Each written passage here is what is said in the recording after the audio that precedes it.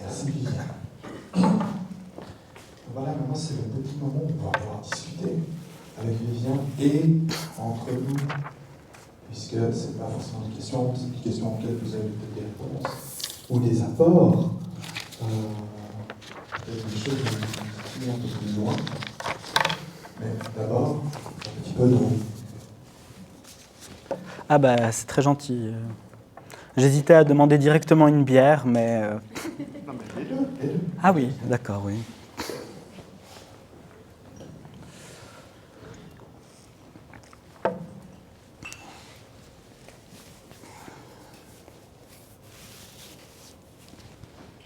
Bon, alors je commence avec une question pour toi. Après je passe.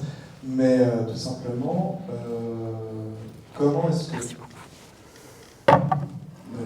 Toi, en tant que Vivien, ouais. Ta recherche ou ce que tu vois, y découvres ou non, a changé, mettons dans les diverses dernières années qui sont passées, ton rapport au travail, ton rapport à la production et la compréhension de ce que tu fais. Bonne question. Ben, moi, je crois qu'il y a des subjectivations. Donc, je pense qu'effectivement, le fait de travailler sur ça me fait des trucs et me transforme. Ça, j'ai assez peu de doutes là-dessus. Après, la question est très vaste, mais je dirais que... En fait, il faudrait distinguer les différents types de travail. En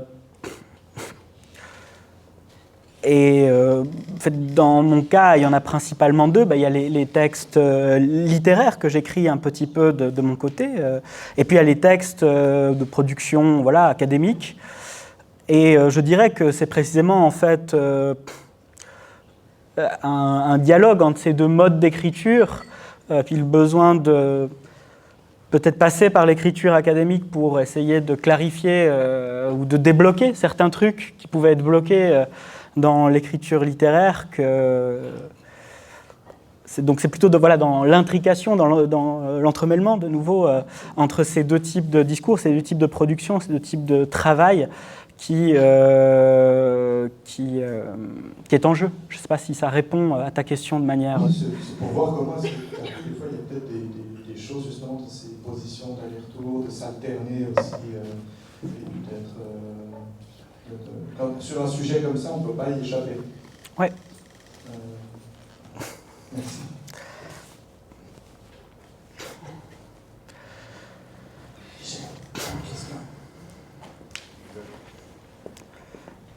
Santé. Santé. Mais il y a une chose dont je ne suis pas sûr d'avoir bien compris. Il me semble que tu dis deux choses différentes, mais peut-être pas bon. Le refus d'une espèce d'étiquetage assez, je vais dire, structuralisme, avec des cases, en disant mais c'est pas parce qu'on est de gauche qu'on est conflictuel, etc.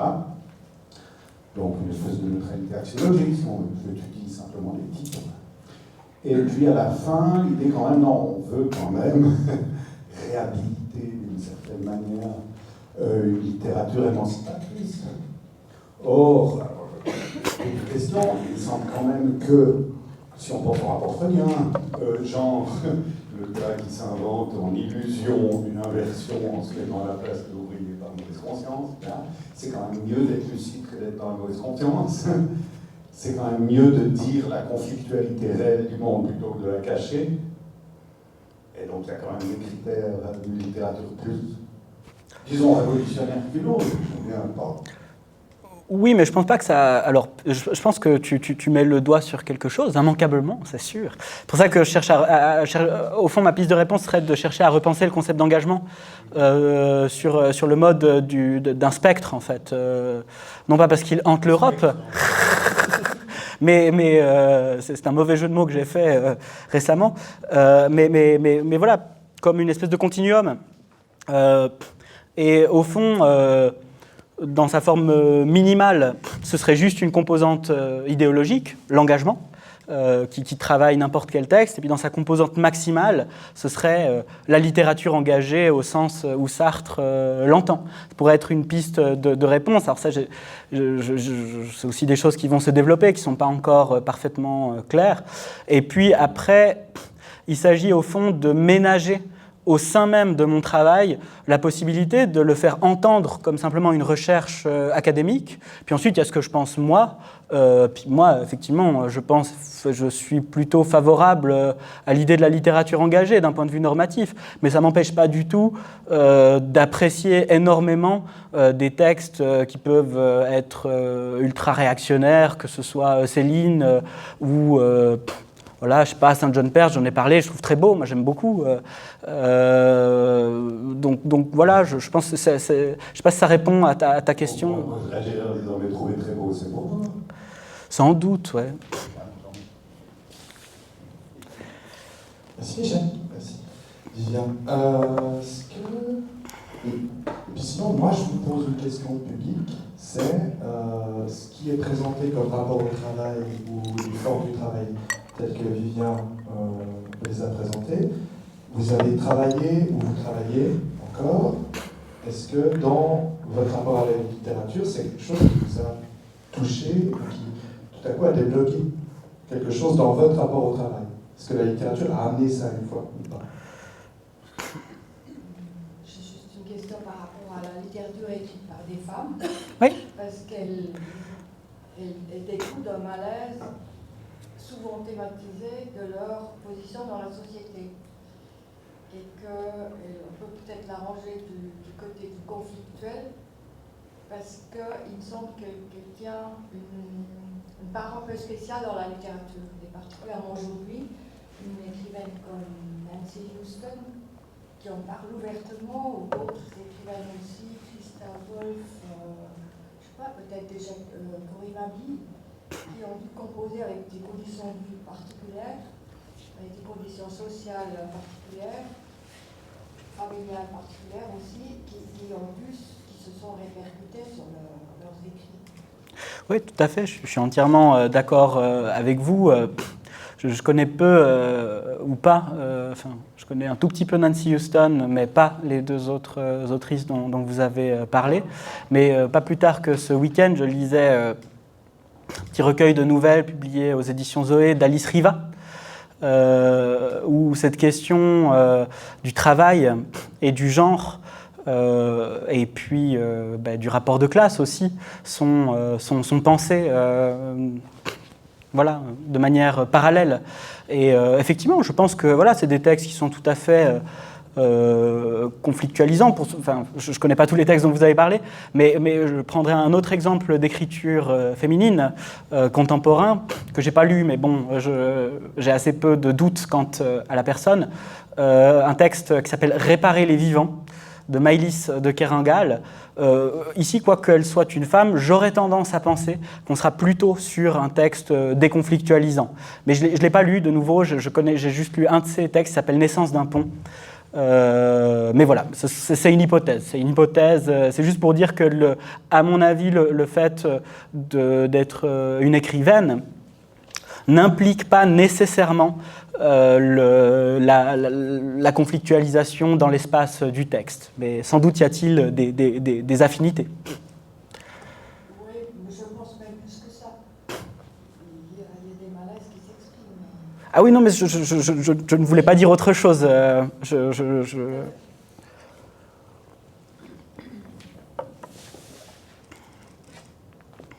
Merci, Lilian. Question d'épistémologie sur la compatibilité entre l'objet de travail et la méthode pour laquelle tu as opté. Est-ce qu'il y a une détermination minimum de l'objet? Ce que je veux dire, c'est que est-ce que ça marche avec n'importe quoi, n'importe quel objet, ou est-ce qu'il faut un objet, et même au-delà peut-être de la littérature, hein, je pense à la musique, est-ce que Bach, retrouvant l'harmonie dans ses fugues, au fond, nous encense d'une idéologie voilà. Quelle serait la détermination minimum de l'objet qui rentrerait dans ton domaine de travail? Alors, de toute façon, je ne suis pas musicologue. Et comme tu l'as vu, ma capacité à déchiffrer une partition est fort limitée. Voilà, donc moi je travaille sur des textes, et en l'occurrence des textes littéraires qui représentent le travail. Après, pour donner un élément de réponse, mais qui n'est pas basé sur ce que je fais, qui est juste basé sur un truc que je connais, Slavoj Žižek, philosophe slovène, parle à un moment, je ne sais plus si c'est la 7e ou la 9e symphonie, je ne suis plus sûr, puis il dit que dans la structure même de la partition, si on l'analyse, il y a quelque chose comme une critique de l'idéologie. Parce que ça commence par un mouvement très calme, très majestueux, ample, comme ça. Et puis, soudainement, coup de tonnerre, c'est la révolution, quoi. Enfin, je sais pas exactement ce que Žižek en dit, mais c'est un petit peu ça que j'en retiens. Et donc, oui, en droit, ça me paraît possible. Après, les modalités méthodologiques d'analyse ne seront évidemment pas les mêmes, mais je pense qu'il est raisonnable de considérer que les œuvres musicales, et à plus forte raison les opéras, puisqu'ils contiennent du texte et une structure narrative, convoient dans une certaine mesure, ou participent dans une certaine mesure d'une idéologie, d'un climat idéologique, ou que sais-je. Voilà.